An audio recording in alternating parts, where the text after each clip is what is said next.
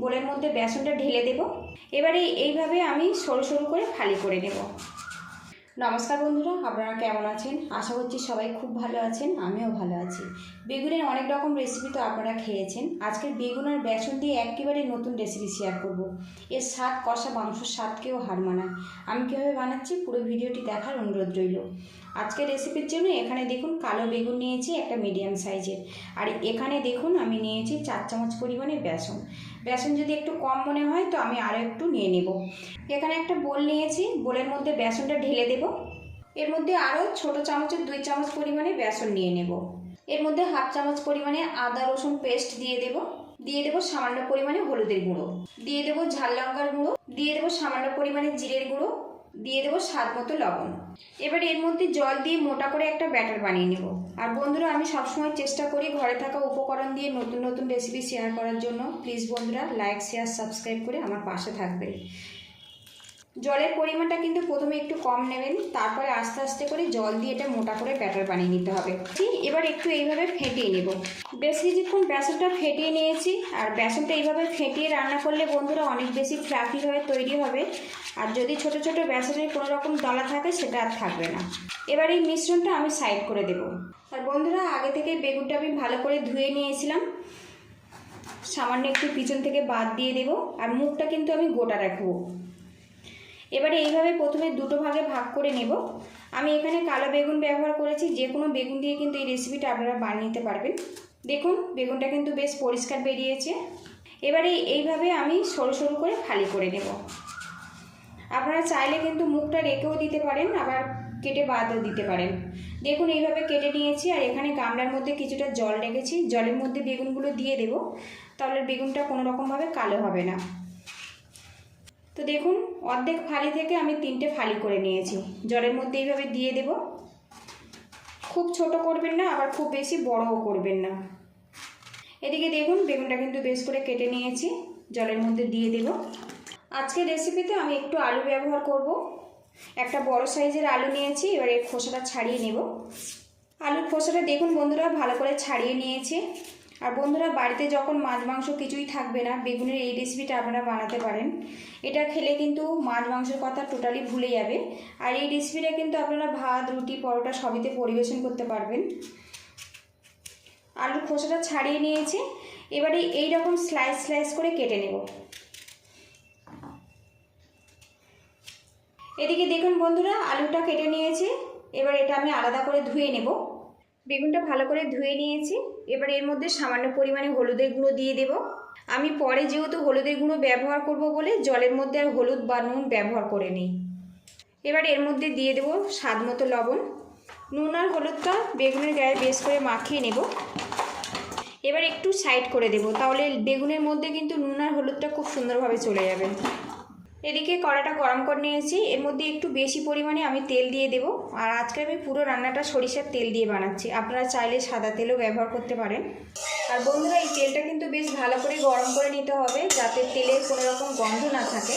এবারে এখানে যে বেসনের মিশ্রণটা আমি রেডি করে নিয়েছিলাম, এবারে এর মধ্যে একটা বেগুন দিয়ে ভালো করে কোট করে নেব। আর অবশ্যই কিন্তু খুব ভালো করে কোট করে নিতে হবে। বেগুনটা এখানে অনেকটা বড় আছে, সেই জন্য কিন্তু বোলের মধ্যে যাচ্ছে না। ব্যাটারটা নিয়ে আমি বেগুনের গায়ে বেশ করে লাগিয়ে নিচ্ছি। এদিকে দেখুন একটা কোট করে নিয়েছি, তেলের মধ্যে দিয়ে দেব। বেসনের মধ্যে বেগুন আরও একটা কোট করে নিয়েছি। আর বন্ধুরা, গ্যাস লিডটা কিন্তু এই সময় একদম ধীরে রাখতে হবে। আর বন্ধুরা, বড় টাইপের বেগুন দিয়ে যদি এই রেসিপিটা বানান তো প্যানে বানাবেন, তাহলে বানাতে অনেক বেশি সুবিধা হবে। একদম লো হিটে এগুলো ভাজা ভাজা করে নেবেন, তাহলে বেগুনটা কিন্তু খুব সুন্দরভাবে সিদ্ধ হবে। এবার এটা আমি উল্টে দেব। এখানে দেখুন বেগুনের যে বোটা আছে এটা ধরেই আমি উল্টে দেব।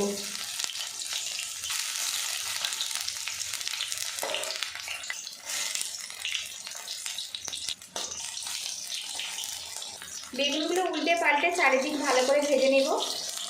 এদিকে দেখুন বন্ধুরা, বেগুনগুলো উল্টে পাল্টে কিন্তু আমি বেশ করে ভেজে নিয়েছি। তো বন্ধুরা, লুকিংটা দেখুন কি সুন্দরভাবে রেডি হয়েছে। বাকি 3 পিস বেগুন আমি এইভাবে ফ্রাই করে নেব। এদিকে দেখুন বন্ধুরা, বেগুনগুলো সব কিন্তু ফ্রাই করে নিয়েছি। আর অবশ্যই কিন্তু ভালো করে ফ্রাই করে নেবেন, যাতে বেগুনটা পুরো 100% সিদ্ধ হয়ে যায়। বেগুনগুলো ভাজার পরেও দেখুন তেল রয়েছে, এই তেলে বাকি রান্নাটা আমি করে নেব। এর মধ্যে সামান্য পরিমাণে গোটা জিরে দিয়ে দিলাম। এদিকে দেখুন জিরেটা কিন্তু ফোড়ন হয়ে গেছে, আলুগুলো দিয়ে দেব। সামান্য পরিমাণে লবণ দিয়ে দিলাম। এবার আলুটা ভালো করে ভেজে নেব, তাহলে এই রেসিপিটা খেতে কিন্তু খুব ভালো লাগবে। আলুটা বেশ কিছুক্ষণ নাড়াচাড়া করে নিয়েছি। এবারে এর মধ্যে দিয়ে দেব কুচি রাখা পেঁয়াজ। পেঁয়াজের আলুটা একসঙ্গে ভেজে নেব, কম সময়ের মধ্যে কিন্তু মশলাটাও রেডি হয়ে যাবে।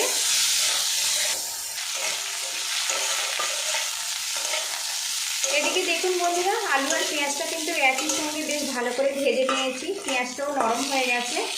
আপনারা চাইলে কিন্তু আলুটা আলাদা করে ভেজে তারপরে মশলাটা কষাতে পারেন। এবারে এর মধ্যে দিয়ে দেবো 1 চামচ পরিমাণে আদা রসুন পেস্ট। আদা রসুন দিয়ে আরও কিছুক্ষণ নাড়াচাড়া করে নেব।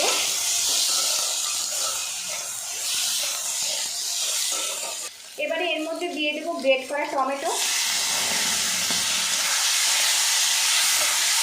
টমেটো দিয়ে আরও কিছুক্ষণ নাড়াচাড়া করে নেব। এর মধ্যে দিয়ে দেবো স্বাদ মতো লবণ, দিয়ে দেবো 1/2 চামচ পরিমাণে হলুদের গুঁড়ো, দিয়ে দেবো 1/2 চামচ পরিমাণে জিরের গুঁড়ো, দিয়ে দেবো 1/2 চামচ পরিমাণে ধনের গুঁড়ো, স্বাদ মতো লঙ্কার গুঁড়ো দিয়ে দেবো রেড চিলি পাউডার। এটা আপনারা যদি পছন্দ করেন তো দিতে পারেন, না হলে বাদ দিয়ে দেবেন।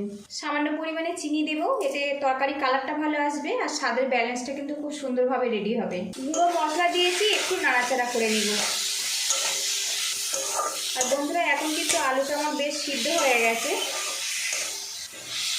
এবার এর মধ্যে সামান্য পরিমাণে জল দিয়ে আরও কিছুক্ষণ কষিয়ে নেব। একটা পাত্র দিয়ে ঢেকে রাখবো কিছুক্ষণের জন্য। ঢাকনাটা খুলে নেব।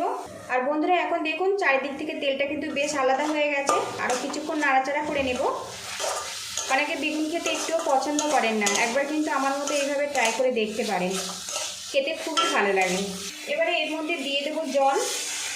যতটা গ্রেভি পছন্দ করেন সেই মতো রাখবেন, তবে আমি এখানে একটু ঘন ঘন করে বানাবো, সেই মতো জলটা দিচ্ছি। আলুটা কিন্তু প্রায় আমার 80% সিদ্ধ হয়ে গেছে। এবার এর মধ্যে একটা চেরা কাঁচা লঙ্কা দিয়ে ঝোলটা ফুটিয়ে নেব। এদিকে দেখুন বন্ধুরা, আলু আর গ্রেভিটা কিন্তু বেশ করে ফুটে গেছে। গ্যাসের একটা একদম কমে রাখবো। একটা পাত্র দিয়ে ঢেকে আলুটা সিদ্ধ করে নেব, সাথে ঝোলটা একটু ঘন করে নেব। ঢাকনাটা খুলে নেব। এদিকে দেখুন বন্ধুরা, ঝোলটা কিন্তু বেশ ঘন হয়ে গেছে, সাথে আলুটাও কিন্তু সিদ্ধ হয়ে গেছে। কয়েকটা আলু আমি ম্যাশ করে দেবো। তো দেখুন কি সুন্দরভাবে ম্যাশ হয়ে গেল। এইভাবে আলু একটু ম্যাশ করে দিলে ঝোলটা কিন্তু অনেক ঘনভাবে তৈরি হবে আর খেতেও ভালো লাগে। আর বন্ধুরা, বেগুনের এই রেসিপিটা ঝোল আর আলুটা কিন্তু বেশ ভালো করে সিদ্ধ করে ঘন করে নিতে হবে, যেহেতু বেগুনটা ভেজে রেডি করা আছে। সেই জন্য ঝোলের মধ্যে দিয়ে কিন্তু খুব বেশি সময় ধরে রান্না করা যাবে না। সবশেষে এর মধ্যে দিয়ে দেবো গরম মশলা পাউডার। এবারে এর মধ্যে দিয়ে দেবো ভেজে রাখা বেগুনগুলো দিয়ে আমি 1 মিনিটের মতো রান্না করে নেব। আর বন্ধুরা, আজকের বেগুন আলুর এই রেসিপিটা যদি ভালো লাগে, প্লিজ বন্ধুরা লাইক শেয়ার সাবস্ক্রাইব করে আমার পাশে থাকবেন। তো বন্ধুরা, লুকিংটা দেখুন। সবশেষে এর মধ্যে দিয়ে দেবো ধনেপাতা কুচি। একটু নাড়াচাড়া করে নেব, নিয়ে আমি গ্যাস রেটটা বন্ধ করে দেবো। তো বন্ধুরা, লুকিংটা দেখুন। মাছ মাংসর স্বাদকেও কিন্তু হার মানাবে বেগুনের এই রেসিপিটা। গ্যাস রেটটা আমি বন্ধ করে দিয়েছি। একটা পাত্র দিয়ে ঢেকে রাখবো কিছুক্ষণের জন্য, তারপর পরিবেশন করে আপনাদেরকে আমি দেখাচ্ছি। এদিকে দেখুন বন্ধুরা, সামান্য পরিমাণে বেসন আর একটা বেগুন দিয়ে কত মজার একটা লোভনীয় রেসিপি রেডি হয়ে গেছে। এই রেসিপিটা কিন্তু আপনারা ভাত, রুটি, পরোটা, নানের সাথে পরিবেশন করতে পারেন, খেতে সত্যিই কিন্তু অসাধারণ হয়। পুরো ভিডিওটির সঙ্গে থাকার জন্য অসংখ্য ধন্যবাদ। ভালো থাকবেন, সুস্থ থাকবেন, দেখা হবে নেক্সট ভিডিওতে।